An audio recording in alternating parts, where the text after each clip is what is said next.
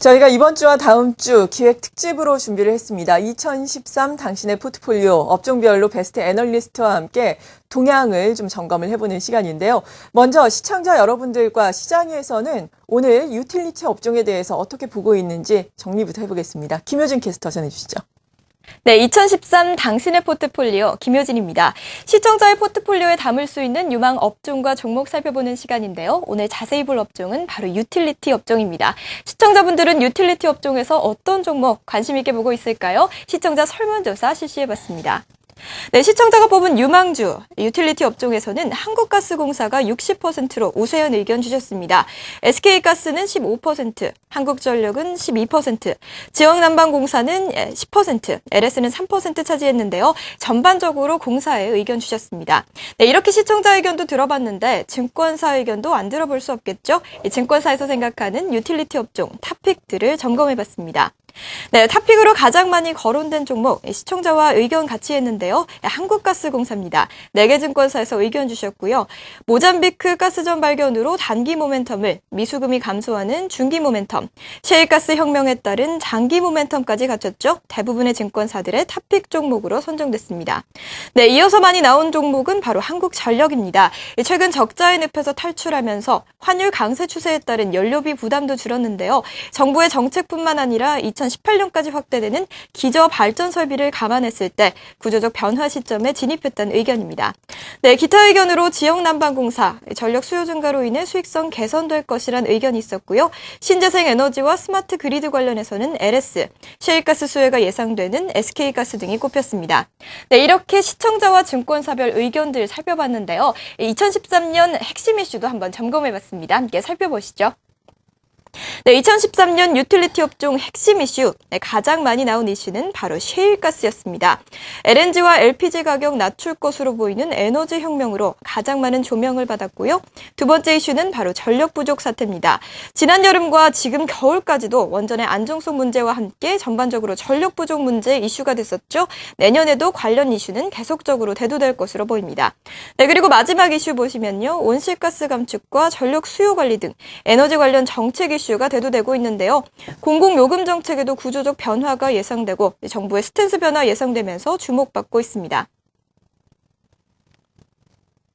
네, 지금까지 당신의 포트폴리오 시청자 의견부터 증권사 전망까지 살펴봤는데요. 포트폴리오 전략 세우실 때 참고하시기 바랍니다. 네, 본격적으로 베스트 애널리스트와 함께 자세하게 또 뜯어보겠습니다. 오늘 이 시간 유진투자증권의 주익찬 연구위원 나오셨습니다. 안녕하세요. 안녕하십니까. 네, 저희가 앞서서 쭉 시장의 이야기를 좀 정리를 해봤는데요. 연구원님께서는 내년도 전반적인 유틸리티 쪽의 전망 어떻게 하고 계십니까? 예, 방금 말씀드리신 대로 거의 비슷하게 생각하고 있습니다. 예. 기존의 유틸리티 주식들은 대부분 방어주라는 성격이 강했는데요. 향후에는 성장주라는 인식이 더 많이 퍼질 걸로 판단이 됩니다. 네, 그렇다면 이러한 측면에 대해서 조금 더 자세하게 핵심 키워드를 통해서 설명을 해주시면 어떨까요? 네, 그렇겠습니다. 일단 첫 번째 키워드는 성장입니다. 기존의 한국가스공사, 한국전력과 같은 이런 그 유틸리티 주식들은 대부분 그 이익이 일정했습니다. 그래서 주식도 주가도 거의 변화가 없었는데요. 그러나 2013년부터는 향후에는 그 이익이 대폭적으로 성장할 걸로 판단이 됩니다. 가장 대표적인 케이스가 바로 한국가스공사입니다. 한국가스공사는 그림에서 보시는 바와 같이 2017년쯤 되면 2012년 순이익의 대략 한 4배 정도로 성장할 걸로 판단이 되는데 그걸 대부분을 차지하는 건 바로 자원에서 들어오는 순이익들입니다. 가스공사는 수년 전부터 한국 뿐 아니라 해외 자원 개발에 진출하게 되는데요. 이런 자원에서 이익들이 2012년부터 발생이 돼서 17년이 되면 전체 순이익의 대략 한 70% 정도가 이 자원에서 창출될 걸로 판단이 됩니다. 더욱 좋은 점은 가스공사는 세계 최대 LNG 수입 기업이라는 그런 바기닝 파워를 이용해서 향후에 자원이 더 증가할 거라는 겁니다. 이에 따라서 이런 가스공사의 성장이 더 지속될 걸로 판단이 됩니다. 네. 두 번째는 지역난방공사입니다. 지역난방공사 같은 경우는 열과 전기를 판매하는 회사인데요. 2016년도까지 그 발전소들이 많이 들어옵니다. 그래서 발전 설비들이 증가하기 때문에 그 설비 증설에 의한 이익 증가가 예상이 됩니다. 이로 인해서 그 난방공사 같은 경우 매출액이 전기 부분에서 급증을 해서 2016년 정도가 되면 2012년 정도 대비해서 대략 한 30% 정도 증가할 거로 보이고요. 영업이익도 16년이 되면 2011년 또는 10년 대비해서 대략 2배 이상 될 거로 판단이 됩니다. 이런 성장이 첫 번째 키워드가 되겠습니다. 네. 그리고 앞서서 가장 많이 궁금해하는 것이 셰일가스입니다. 핵심 네. 키워드 첫 번째가 또 셰일가스로 시청자 네. 의견에서는 선정이 됐는데요. 셰일가스에 대해서는 어떻게 생각하세요? 네, 두 번째 키워드 역시 셰일가스고요. 셰일가스는 그 가스 자체라기보다 그러니까 천연가스를 같이 포함하고 있는 가스 일종입니다. 네. 따라서 그 중요한 거는 가스 품질이 아니고 그 생산량이 급증하고 있다는 거고요. 그래서 미국의 가스 가격이 대폭적으로 하락을 했습니다. 과거 평균 그 미국의 가스 가격은 MMBTU당 대략 6달러 정도 수준이었는데 지금은 3.5불까지 하락한 상태입니다. 반면 아시아의 가스 가격은 일본의 원전 가동이 중지되면서 대략 18달러까지 올랐습니다. 여기서 지금 많은 갭이 벌어지고 있는데요. 그렇기 때문에 미국의 가스를 아시아로 수입하게 되면 운송비용을 고려하더라도 현재 아시아가 쓰고 있는 가스의 절반 정도 수입할 수 있기 때문에 그래서 그 아시아 가스 도입 단가가 하락할 가능성이 매우 높습니다. 네, 이게 당분간 지속될 가능성이 높습니다. 네. 그리고 세 번째 핵심 키워드는 어떤 걸 꼽고 계십니까? 네, 세 번째는 전력 부족입니다. 네. 이것도 역시 아까 잠시 언급됐던 사항들인데요. 그러니까 한국의 그 발전 용량이 현재 우리가 필요로 하는 전력 수요보다 좀 적은 편입니다. 따라서 전력 예비율이 많이 하락했고 지금 겨울과 같은 경우에도 여러 가지 수요 관리를 통해서 잘 버티고는 있지만 그런 예비율이 많이 낮아진 상태입니다. 따라서 향후에는 발전사도 물론 많이 건립이 되겠지만 독립발전, 특히 첨두발전이라고 불리는 LNG와 중유발전 발전량이 증가할 가능성이 높습니다. 이런 그 첨두발전 중에서 절반 정도는 한국전력이, 절반은 민자발전사가 가지고 있는데 이런 발전사들의 그 이익이 향후에 더 증가할 가능성이 높습니다.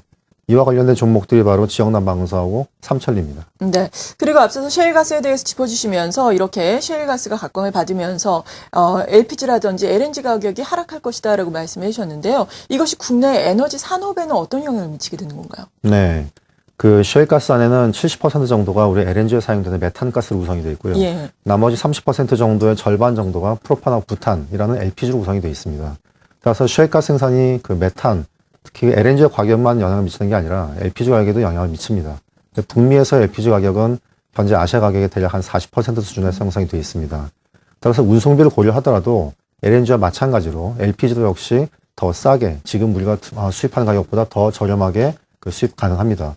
이렇게 되면 그 한국의 입장에서는 에너지를 싸게 쓰는 거기 때문에 이런 관련 산업들의 발전이 그 예상이 됩니다. 특히 한국가스공사 같은 경우는 현재 미수금이 가장 큰 주가의 리스크로 이제 대두되었었는데요. 이런 미수금이 감소할 가능성이 매우 높습니다. 그 SK가스 같은 경우도 LPG를 저가에 들여오게 되면 가격이 원료 단가가 올라갈 때는 판매 가격을 올리기 힘들지만 네. 원료 단가가 내려갈 때는 덜 내림으로써 마진을 확대시킬 수가 있습니다. 따라서 그 유통 마진이 더 확대가 될 걸로 예상이 됩니다. 네. 그리고 에너지 산업 같은 경우에는 특히나 다른 산업 대비해서 또 정책의 영향을 많이 받고 있는데요. 2013년 어떤 정책들이 나올 것으로 또 예상이 되고 이에 따른 시장의 영향은 어떻게 분석을 하십니까? 네, 유틸리티 관련돼서의 정부의 정책은 주로 전기요금이나 가스요금 같은 가격 규제입니다. 예. 근데 이런 가격 규제는 소비자 물가에 영향을 어느 정도 미친다고 판단이 되기 때문에 정부로서는 이런 규제를 단기간 내에 완화할 가능성은 적다고 판단이 됩니다. 네. 두 번째 이슈는 정책 관련된 이슈는 원전입니다. 그 최근에 이제 진행되고 있는 상황이기도 하지만 한국 정부는 원전 안전 정책, 안전 강화를 위한 정책들을 펼치고 있습니다. 그 대표적인 예로 원전 부품에 대한 조사라든지 이런 것들 진행하고 있는데 이렇게 되면 그 기저발전, 그러니까 원전이나 석탄 같은 것들을 이제 기저발전이라고 불리는데요. 이런 기저발전의 가동량이 줄면서 네. 첨두발전, 즉 독립발전사가 많이 갖고 있는 LNG와 중유발전이 늘면서 역시 독립발전의 이익이 증가할 가능성이 있는 걸로 판단이 됩니다. 네. 그렇다면 유틸리티 업종 2013년 전반적인 투자 의견과 타픽 종목을 선정해 주신다면 어떨까요? 네, 타픽은 한국가스공사입니다. 네. 가스공사의 주가는 보시는 바와 같이 대략 수개월 동안에 2배 정도로 상승했는데요. 향후에 추가 상승할 가능성이 더 높다고 판단이 됩니다. 가스공사는 말씀드린 바와 같이 세계 최대 LNG 수입 기업입니다. 이를 그 활용한 바기닝 파워를 이용해서 그 글로벌 회사들과 자원개발 사업을 더 지속할 가능성이 높고 특히 키플러스와 같은 이런 사업 또 역시 추진되고 있는 것들이 바로 그 예입니다. 그래서 가스공사의 주가 상승률은 매우 높은 걸로 판단이 됩니다. 두 번째 타픽들은 그 지역난방공사, 삼천리, SK가스와 같은 민자발전 또는 LPG 수입 기업의 주가 역시 또 상승률이 높을 걸로 판단이 됩니다. 네. 이렇게 베스트 애널리스트와 함께하는 2013 당신의 포트폴리오, 오늘은 유틸리티 업종에 대해서 자세한 도움 말씀을 들어봤습니다. 함께해 주신 분은 유진투자증권의 주익천 연구위원이었습니다. 감사합니다. 네, 고맙습니다.